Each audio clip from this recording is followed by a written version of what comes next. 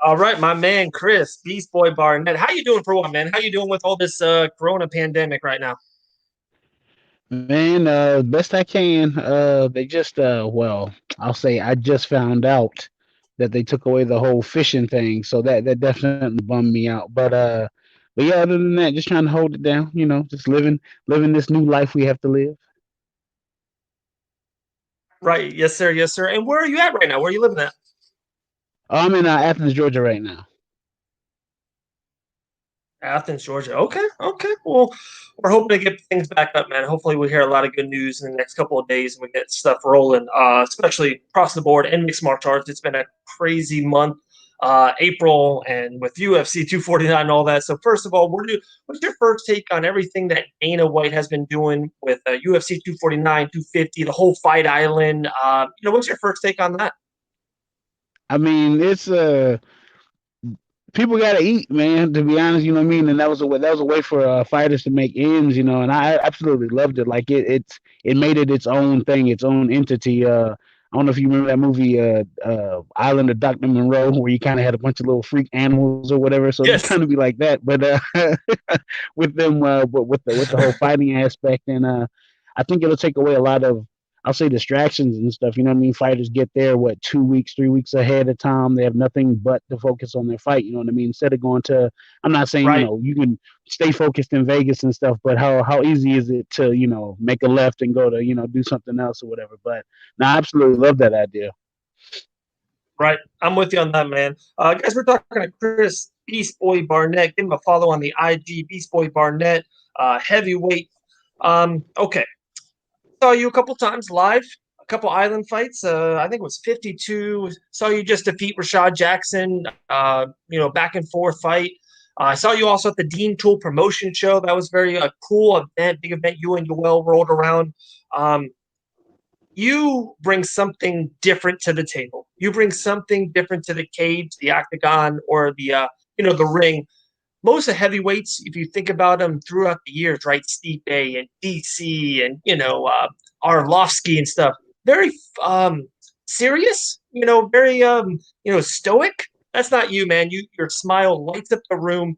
At weigh-ins, I saw you weigh in. You bring the party up.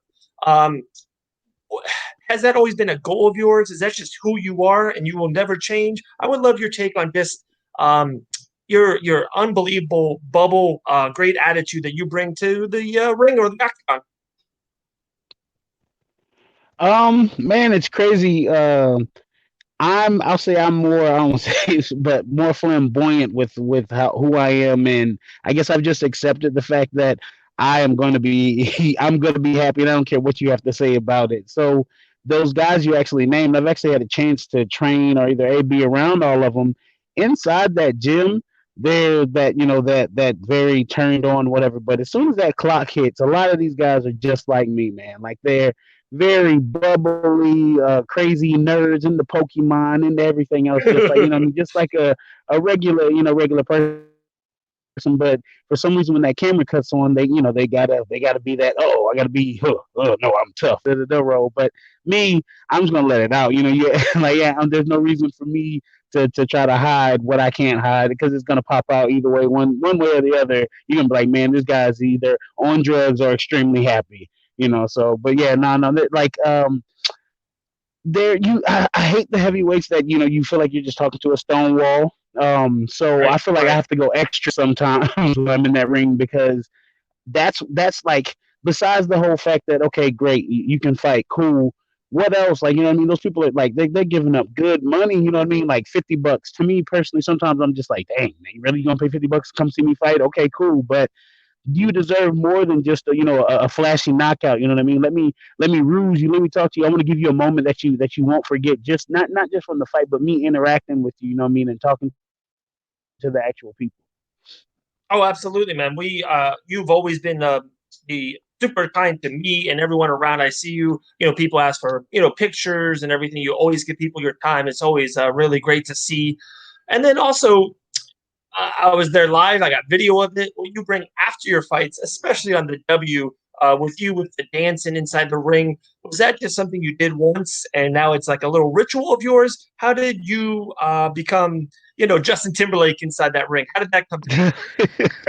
Oh man, I'd have to say it was my first fight. How it actually became. So one of the guys, like literally day or the night before, had slipped and fallen because I was actually supposed to be on the undercard of my original debut. So they were like, "Hey, this is your chance. We're gonna put you first fight, um, first fight live, HD net. You're going on big time. Call everybody you know." So I was like, "All right, cool." I said, "Okay, if I don't knock this guy out, I got to make sure the fans remember me somehow." And of course, they throw me Jonathan Ivy. My first pro fight, I get a dude that's got 90 plus fights. He's in the Right. Tap Out magazine. I'm like, man, these people trying to set me up. So I was like, okay, cool. They're gonna try to set me up. Not only am I gonna beat this dude, then I'm a clown after the fight. So after I beat Ivy, I did like a 5 minute breakdance routine, but HD Net wouldn't cut. They just kept like coming around and filming and filming, and I was like, hey man, y'all gotta cut this camera because I'm getting tired, please. So ever since then, I think it was Ron Crook. I think it was Ron Crook that came up to me and interviewed me, and he was like, "Don't ever lose that." And like just from there, like me just being who I am, anyways. It would have whatever, but the fact that it came from somebody, my first pro fight, at the time, I was like, "Oh my god, HD Net, da da da da da," you know what I mean? So it came from him. So after my fights, I was like, Ron Crook told me to dance, so guess what I'm about to do? I'm about to dance, you know what I mean? So that's where that dancing aspect come from. Right. And then I'm genuinely happy, and then when I'm happy, I dance. So that's all one big ball right there of energy of happiness that's happening after those fights. Absolutely, my man. We love it. You're definitely a fan favorite every time. Like I said, I'll bring it up the last time because I was just there live, those Island fights and those Dean Tool promotion show. How did you ever get hooked up with Dean Tool? It seems like you keep coming back. I think you fight for Island fights 3 or 4 times. Like I said, that the Dean Tool promotion show weekend at Pensacola was unreal. Yoel and Masvidal and Pettis, yourself. It was just a great weekend, my man Phil Rowe. How did you get hooked up with Dean Tool? Let's okay, so you got to dial back. Shoot, I don't even know what year, 2000 something at this point. Well, I want to say I had me and a former promotion had a disagreement. We had a misunderstanding. They were Yes, seeing sir. things and going in a different direction, and I wanted to go right. They were going left. So we whatever that all happened and stuff got said here there. I was this, I was that. Dean took a chance on me, like you know what I mean. That was the whole overall thing because it was this rumor about me, but everybody that met me in person was like, dude, how could this be true? And I was like, if I told you that God was a liar, then I'd be, me, and I'd be just as bad as him. I said, the proof is in the pudding. Let my actions, speak for Right. their words. You know what I mean? So type thing. So Dean, being who he is, as great as a guy as he is, he took a chance on me. And I remember that fight I came in and I fought Demario Dennis, and ever since then it bounced me right back to what I had, like, because I was on a good little wave from that HD Net little the XFC joint, you know what I mean? And then Right. Right. it Right. just kind of like 3 years, like it just like nothing at all, you know what I mean, for 3 years. And then out of nowhere, Dean was like, "Hey man," I was like, "Yes, yeah, let's do this," you know what I mean? And from there, dude, it just blossomed from there. I think I had like 2 or 3 fights with Dean, and then from the exposure that Dean helped me get, I bounced over to overseas and whatnot, and then from there, that now is the rest is history again. As I say, from that was my second rising there. But yeah, Dean definitely helped me bounce back into this. Very cool. No, that's awesome. He is. I talk to that guy all the time. Dean Tool, definitely getting some stuff done. You talked about going fighting overseas, going coming back.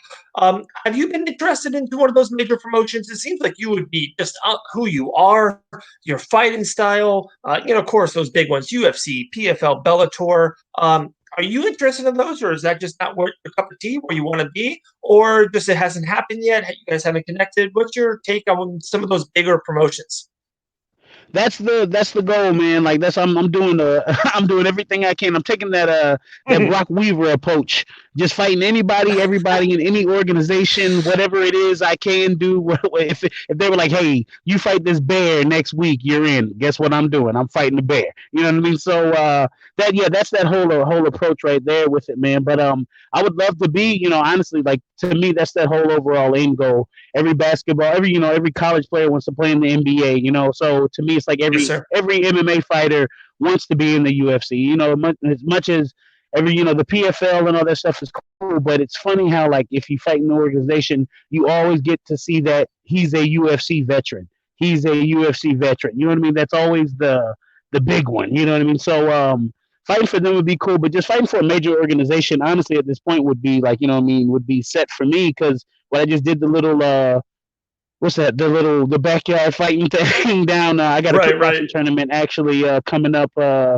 Hopefully, June 12th is supposed to be the new set date for that. But got that coming up and whatnot. But yeah, like shoot, I forgot what we were talking about that quick. Oh yeah, just being a part of any major organization at this point would be awesome. I got a chance to talk to some of the guys actually when I helped Stipe with this actually with the last two camps when he fought DC and talked to them and those guys they were highly impressed. You know what I mean? To the point to where they were like they said the same thing. They go, "What is going on?" And I told them, I was like this and that. So with everything going on, as soon as we were actually getting closer to what the goal was, this hit. So it's just basically once this is up, bouncing back, and then maybe taking one or two, and then that should be it from what they're talking about. Right. You know what I mean? Like other than that, because if you look at the whole overall stats right now, MMA wise, I'm 5-0, 3 knockouts and two decisions. You know what I mean? So it's like the stats are there. You know what I mean? The personalities are there. Sir. Everything's there. The fans are there. Like a lot of people want it. I'm gonna give you a great fight, win, lose, or draw, no matter what. You know what I mean? So I'm like that. Yeah, definitely. To answer the question in a short story, yes, I would love to be a part of one of those big overall organizations. Okay. You just said you were out there with Steve. Were you out there? Jeff Lights Out Used, was he out there with you? Yeah. Oh man, yeah. Jeff's awesome, man. Jeff's a real cool dude. Actually, the first time I was up there, he came and picked me up from the hotel. Like I was up there. The first time he fought DC and the second time.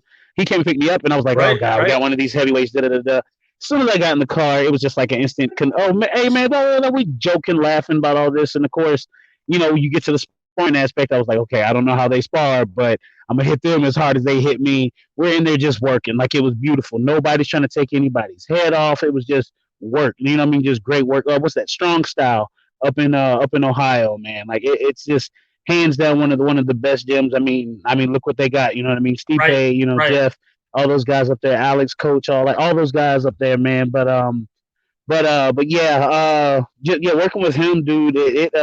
Working with both of them, you get to see where you're at. Like they're not saying no one got over on anybody, whatever. If anybody got over, it's Stipe beating up anybody. But I know I can do good with some of those guys in the UFC. You know what I mean? With training with Stipe, training with Alistair, training with DC, training with all those. Like I've literally trained with half the heavyweight roster. You know what I mean? And I know with a lot of the guys. You know what I mean? With a lot of the top 10 guys, man. No, that's awesome.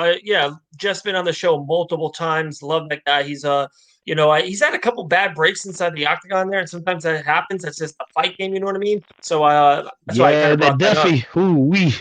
Yeah, man. And so I'm training with Duffy too, man. Okay. Yeah, Duffy actually, because Duffy was down here in Georgia. He was down here at Hardcore. I think it was Hardcore Gym at the time. But I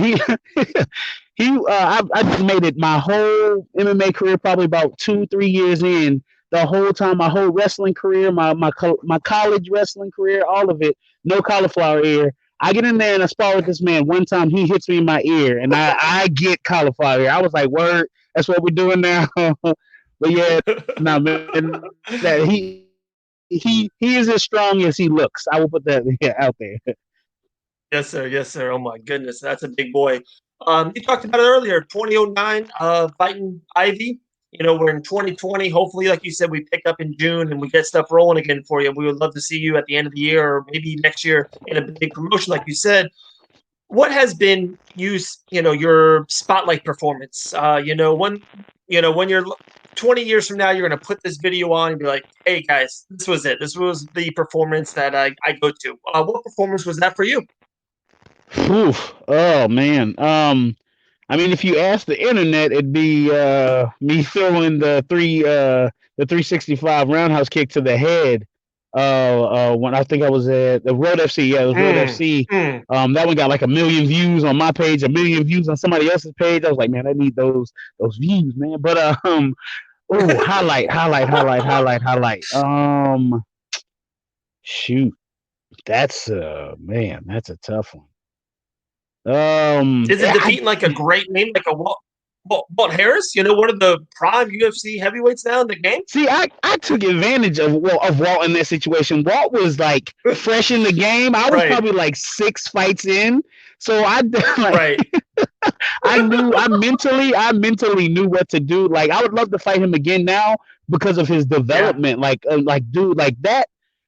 To see where he has gone, like where he was, and to see where he's at, man, it's like, oh my god, man, like I toot his horn for him, man, like that is wild. But now like that, because that fight was like, one, I came in overweight, and Walt was just like, yeah, whatever, now I'm gonna fight you, and I was like, all right, cool, whatever. But shoot, it might be, you know what, there's a guy named Daniel Perez. I think that was my second fight, or either Kenny Garner, because the hype that was around those guys. And I was like 1-0 at the time. And Daniel Perez had just knocked out Marcus Jones. So this is when I was living in Tampa, and all you heard was Marcus Jones. He's about to be on the Tough Show. He's going to UFC. He's this, he's this, that, he's that. But meanwhile, he still had this little lingering thing behind him of Daniel Perez that just knocked him out.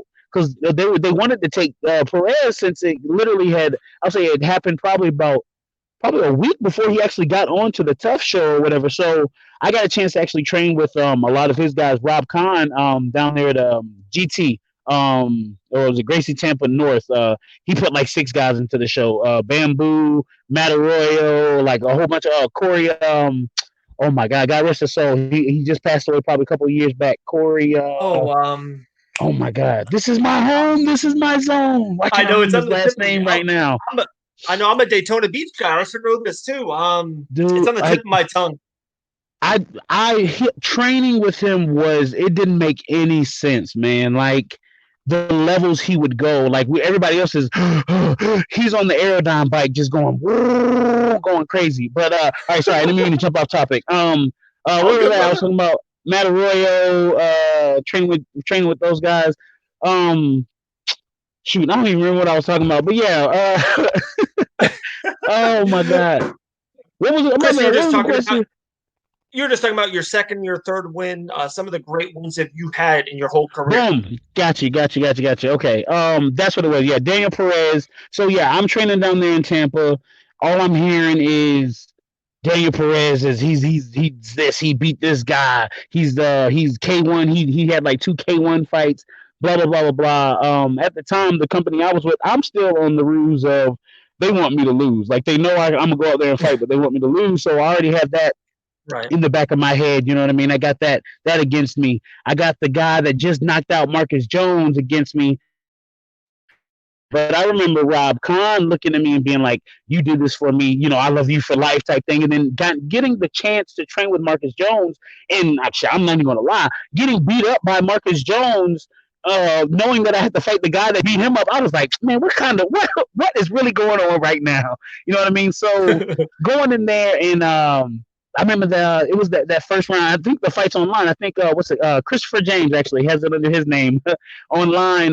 Me fighting Daniel Perez, like that first round, I just couldn't do anything with him. Like I was trying to take him down. Oh yeah, the guy had everything. He was a state champion wrestler, a kickboxing K1 champion, just knocked out Marcus Jones. So when I tell you like everything was stacked against me, everything was stacked against me. He's 6'3", came in, Right. he had to cut from 285. All this, I'm just like, man, what is that?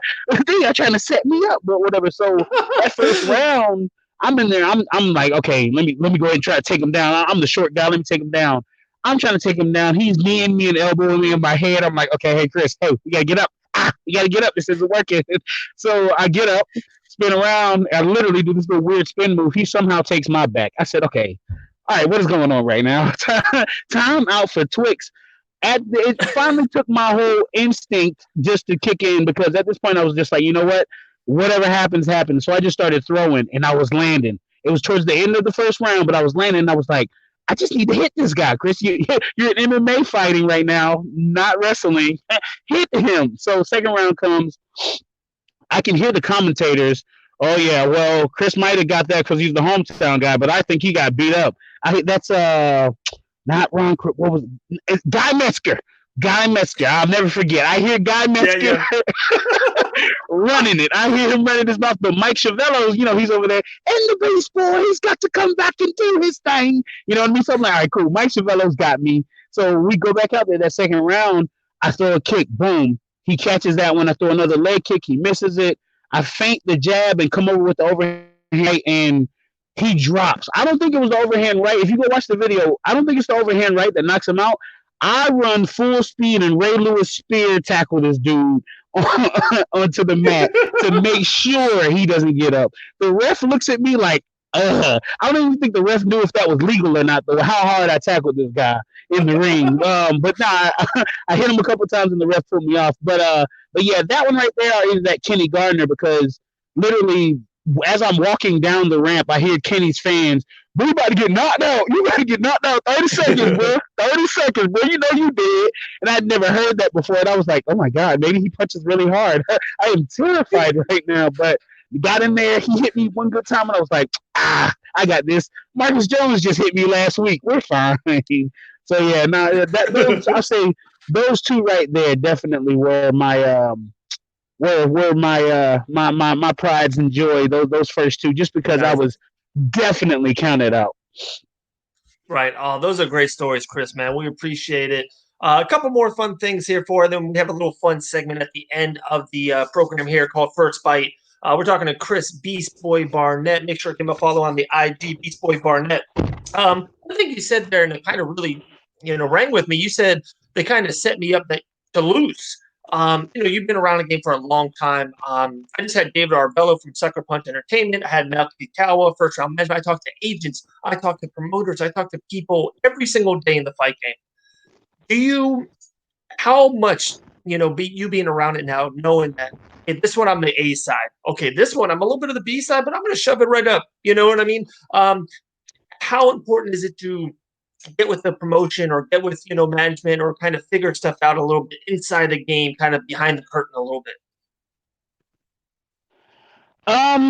It's weird because you don't want to, because then everybody jumps to that whole conclusion of, yeah, they set me up. I want to say, I can say I've felt like that, but I don't want to say I've ever felt like that. Like I knew if I did what I could do my best, I know, right, what the outcome would be. I'm not worried about this or that happening. Now, if there's some stuff going on, like the guy's grabbing the rope and then clearly, the guy's not calling it, then yeah, something, whatever. But as far as like me, sometimes I put myself in the worst predicament because it makes me blossom the best. Like that's my, maybe it's just my own crazy anxiety working against me or whatever, or working with me. No, because initially it puts me in a spot. Yeah, you know what I mean? Initially puts me in a spot to where I can flourish, you know what I mean? So I've felt weird about some promotions. Like, well, I don't want to get too much into it, but like that overseas stuff, you're kind of like, right, okay, man, if y'all gonna give me that, then I guess I'm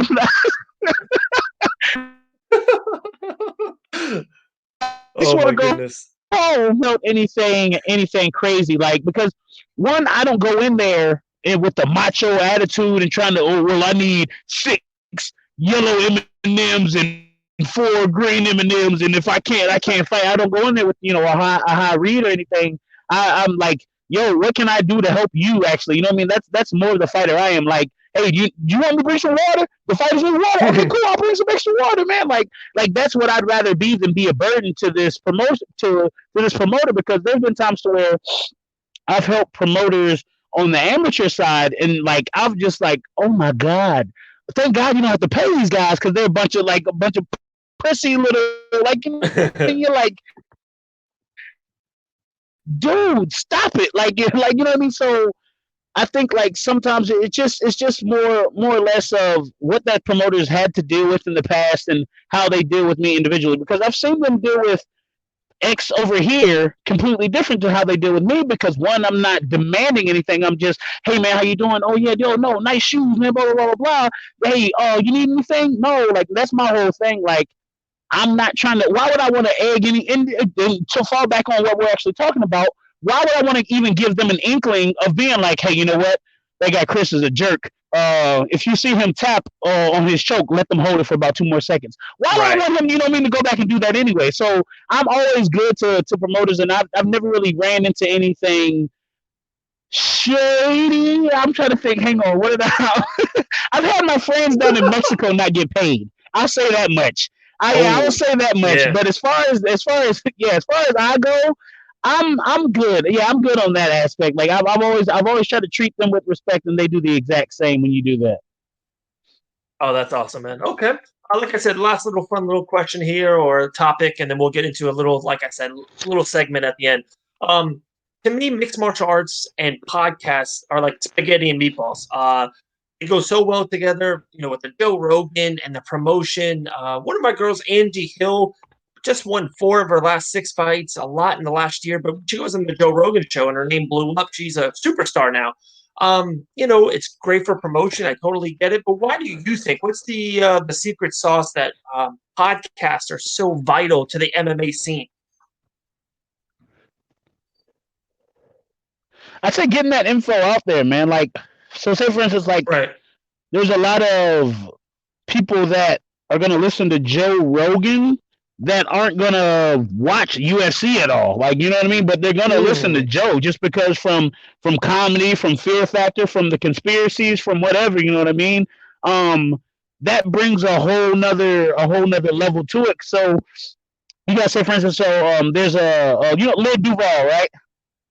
The smile bitch, come on, him, right? He's never been a fan of he was never a fan actually of MMA, and then Stylebender came out to his song, and then now he's like an avid fan of it, like, you know what I mean? So like, little stuff like that. Again, to go down that wormhole, just using Joe Rogan as an example, with the Little Duval thing. Little Duval, to me, not to me, to some of my friends, they were like, yo, I saw him on Joe Rogan, and I had no idea this was the guy who made this song. So it works in both ways, but you get more of it. Look, like us having this conversation here, a lot of people will just think, okay, yeah, he's a bubbly, happy fighter, but you get more in depth with stuff like, oh my God, like I've got stories, like, you know what I mean? Because I've been around these guys, like I've been with Joan, been with Alistair, I've been with these guys, and I've got stories that aren't gonna hurt them. You know what I mean? I know, but like, you know what I mean? So it's information that's fun, that works. Like, I want to say Brandon Schaubs is one of those type of guys. He figured it out. Like, MMA is it's art. It's art. Literally, it's art. And if you have any style of art or any kind of art, you can put it on any type of platform, podcast, radio, talk show, whatever it is, because at that point, you know how to draw and you know what it takes. You know that it takes this type of acrylic paint to put that on that canvas. You know what I mean? So when we're talking about MMA and all this different type of stuff, we know what we're talking about, and I can break it down different to somebody else, and you can break it down different. But when we're both talking, they're going to get that whole aspect, you know what I mean? And then they're going to tell somebody that's going to break it down, to a whole nother thing. So yeah, that's spaghetti and meatball thing is like, that's the perfect mix. Like, that's a perfect word for it, man, because like it's exactly what you need. You know what I mean? Like, and there's Right. never, I don't want to say there's, you can never get enough either. You know what I mean? So Oh no, it's been great for us this whole pandemic. Like our numbers exploded. We're 4 or 5 times up in the last 3 4 weeks. We've had a really strong, guest. Dean Thomas came on the show, broke a big news for us. He's leaving American Top Team. So we've had a really good month. So we, we're really thankful and grateful. what? Hey, real quick, real quick, my man. Drop one of those stories, brother. Shoot, give me an Overeem, give me a Jones story, give me a little sneaky story. Like you guys going to Whataburger at 2 a.m. Give it up. Yeah. Hey, hang on, man. Who told you about that? All right. Well, here we go. All right. So, which camp was this? This was probably my third camp in with Reem. And like when I go to camps with Reem, you're there for like a month. Maybe sometimes it feels like a year, but it's really like a month or whatever. So the first two suck. Because Reem, like his only goal was to crush you. Like, and if he didn't crush you, then like he was like, man, he was gonna try to crush you even more. Still, but you can't break like your toys because then you ain't gonna have nothing to play with. You know what I mean? He kind of looked at me. He looked at me. He gave me the. He goes, Mr. Barnett, I think you're correct. So here's what we're gonna do. We'll do a little jujitsu tomorrow, and then maybe we'll lightly spar today. I was like, we just got done hard sparring. What we gonna lightly spar? I said, never mind, you get it. We'll do jujitsu. Fine. So this is like camp 1. By camp 3, me and Alistair buddies now. Like we're good. Like I've texted, hey man, how the kids, man? He's like, oh good, man. I'm over here in Holland right now. Okay, yeah, whatever. So this is third camp in.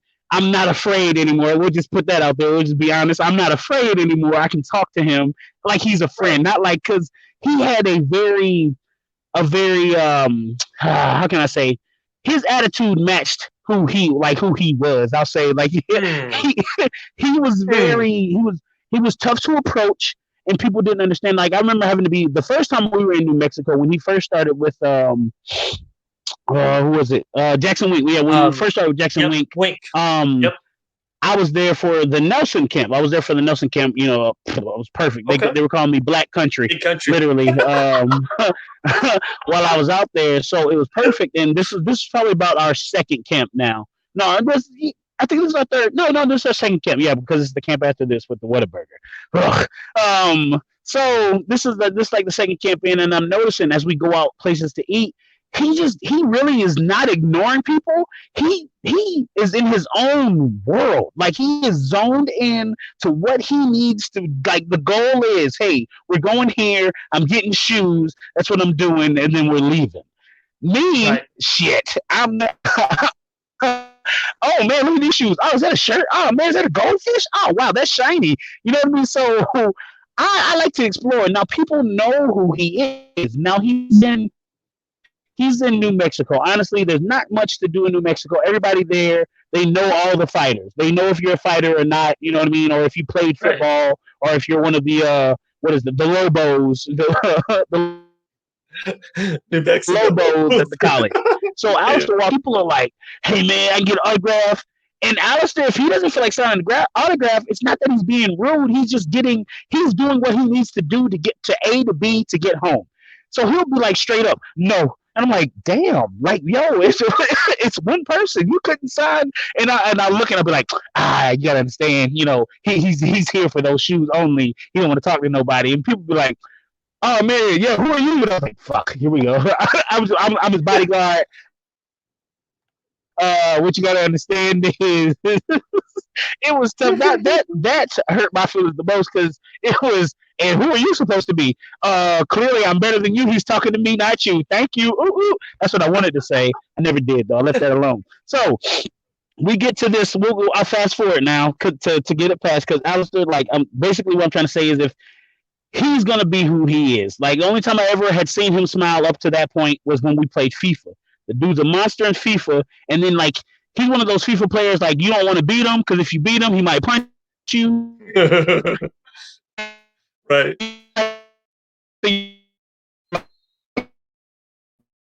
oh, you scored another goal. Oh my God. It's really different. We're all doing little pranks, gags, everything. Like we're a family at this point. Me, there's another dude named Benji Azad. We call him Sneaky Pete. He was the camera guy, whatever. Peter Browen or whatever. He's got some good photography actually that he does. He does a lot of stuff. FIFA, UFC, all that stuff now. So Benji, I ended up getting my own room again somehow. I don't know, like because Alistair takes care. That's another thing too. I will say that Alistair takes care of you in camp, whether he's beating the hell out of you or not. He takes care of you. He will. If he does hurt you, come here. Let's get the best guy over here right now to check him out, please. You know what I mean? And it's like, oh, thanks, man. After you crack my rib, you gonna fix it? Oh, you a real pal, man. I will say that he takes care of us because at Jackson's, like they had these little dorm rooms that he could have just threw us up in. Like, you know what I mean? But no, he put us in like these little Marriott stay-in sweet homes, like where you had your own little, like it was a house. It was literally like your own little apartment. Like, you know, you had the oven, all this stuff. So that was the best part. See, which one reason why I shouldn't even have been. When I get to the end of the story, you'd be like, really? Why don't you just stay in the house? So anyways, so we're here. We're at the third camp. Everything's good. Da, da, da. I forgot who was fighting this third one. We're at this third camp, getting it in, blah blah blah, doing what we need to do. We're probably about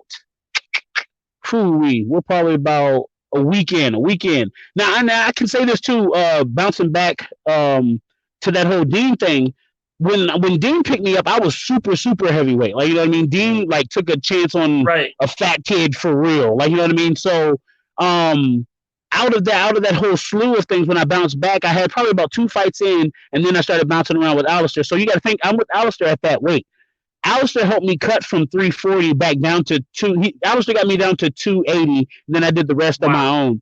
But yeah, exactly, man. So working in his camp, and when I tell you these, so we're in the third camp. We had these shakes that we had to drink every morning. It would be beets, some type of oatmeal, something, some egg whites, something else. And I'm like, dude, come on, man. Like, I'd rather just eat this than drink any of this. Me, I can't do beets. I can't do beets at all. What it does to your body, how it looks when it comes out. You think, something's wrong with you.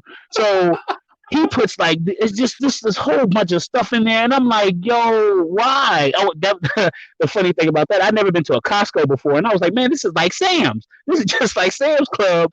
But we hit this one corner and I was like, oh shit, this kills Sam's Club. What is that? But yeah, so we're doing these shakes, we're doing everything. I'm like a week in now. We're doing these shakes, we're doing all this stuff. I've lost at least 20 pounds already. Like just from training with him, running this hill thing there, like running that with him, trying to keep up with his cardio workout that he does. Then on top of that, actually working with him, sparring with him. This was the Mark Hunt camp. This is what camp that was. Mark Hunt. Oh, the Mark Hunt camp, because I remember my elbow I had like all kind of purple and blue marks on my arm from throwing that overhand right. Trying to mock that overhand right that Hunt has, you know what I mean? So right. All right. So anyways, actually to the actual story. So we're about a weekend. They got Whataburger in New Mexico, right? So first time I ever had Whataburger was down in Pensacola. I got that little triple cheese, whatever it was. I told you I was super heavyweight. Don't judge me. So I got that. I said, oh my God. So the place that he put us, it's got a McDonald's, a Walmart, a Whataburger, and this and that. I said, if this ain't the devil right now trying to tempt me at 2:00 in the morning. So I'm like, all right, man, I'm going to wake up. I'm going to have to drink this beet shake anyways. So I'm just going to go ahead and do it. Whatever. I'm getting my food. So I go over there. I'm in line and I'm like, all right, yo, look, hey. They're looking at me like, what's wrong with you? Why are you ordering like you like you might have just robbed something? And I'm like, yeah, I'm like, yo, chill, hush, y'all, hush. I need this on the low. Just be quiet. Don't say nothing out loud, okay? So me and Benji's driving. I'm like, hey, look, let me get a triple this. Let me get that milkshake and throw some cheese on that bitch. Like I am in there to make sure I'm winning. So we get back to the hotel, and I'm like, all right, Benji, let me eat this in your room because I just happen to have the room that's like adjacent to Alistair's. So I'm like, if I do need to sneak back, I know I can take that little path, hit this high walk, and then I'll be fine. But so from there, I go get the. What? Okay, all right, okay. So I get my food. We get back. I tell Benji, hey, look, man, let me eat here with you. I already know. I just feel it. I can feel it. He's gonna pop up and run me down. He's like, nah, man, you got it. It's 3:00 in the morning now at this point. Just go to sleep. There's no way he's up. I'm like, all right, I walk by. I don't see the Xbox light on or the TV on. So I'm like, all right, I'm good. I know he's still sleeping in his little room. So I walk by. I don't know if I swiped my key and my key was just like, I just made the loudest noise possible or what. But I swiped my key, and this man opened the door like he might have been LAPD. He, wow, hey, Mr. Barnett, I see you got some burgers there. What are you doing? I said, huh? These ain't even mine. First off, I was just holding these for Benji. I went instant. I was like, nah, I'm not because I know he's going to try to beat me up and make me throw him up tomorrow. I ain't stupid. He goes, so if you've got Benji's burgers, why does Benji have burgers also? I said, how does he know Benji has burgers? How does he know this already? Wow. So apparently somebody dropped a dime on me as I was walking back. But yeah, lo and behold, no, that next day I definitely my triple burger came up. Mr. Reem was he thought it was hilarious. He told me to tell him thank you. And I was like, you know what, you're right. I need to thank you because you helped me get down to what I need to be. So but no, yeah, that's just one of many stories with that man. But that's so good. That is a phenomenal story. We'll have you back on again, Chris. We'll just literally have story time with Chris BeastBoy Barnett. We'll go all into it. But this is it. This is the last little fun segment. We call it First Bite here on the Fight Bananas podcast. I'm going to throw out 6 names to you. 5-10 seconds. The first thing that really comes to your mind, come with it. You ready? Okay. Oh, boy. Hang on. Okay. I'm ready. Stipe Miocic. Cool dude, great dad. Congratulations on his new house. I think he just had a birthday. Great guy. Love training with him. Yoel Romero. Again, great guy. Love training with him actually. With Jones in New Mexico. But again, great guy, strong. Don't get how he does it at his age. Mike BeastBoy Davis. Mike BeastBoy. Oh man, that's pots and pans right there, man. That's my fusion twin right there. Yeah, that's my brother from another mother right there, dude. BeastBoy gang all day. My man, Mike Tyson. GOAT, man. Godfather of it all, man. Like, and the fact that he's still moving the way he did back in the ring now, just showing people technique is scary. Don't run up on Mike. Love it. Dean Toole. Savior, man. To put one word on it, savior. Biggest dude doing it at the top level, man. Like, just I'm just gonna leave it at that. You said keep it simple. Savior, great guy. Somebody I look up to. Awesome, man. Last one, my man, Chris BeastBoy Barnett. Here we go. Last one, Walt Big Ticket Harris. The man. It sucks that him and Alistair are actually supposed to fight. So that's one of the, that's a whole toss up. I normally get 2 phone calls, but dude, that guy right there, hands down, great dude, man. Just in and outside that cage, man. And I love his progress and process that's going on, and everything that's going on with him for him to still be where he's at, man. With the strong head moving forward, man. So yeah, bless up to him. Absolutely, my man. Chris BeastBoy Barnett, I had an absolute blast talking to you. You're always welcome to come back on. We'll do it again. Like I said, we'll do a story time with you. Hopefully the summer kicks up good for you. And we'll talk real soon. All right, my man? Sounds good, man. I'll get an actual good phone. I'm gonna get rid of my little Obama phone. I'm gonna get a real phone so y'all can actually see me next time. I got you. We'll go iPhone 11 with you, my man. I got you. Word. All right, cool, man. I appreciate you, man. You too, brother. Have a good night.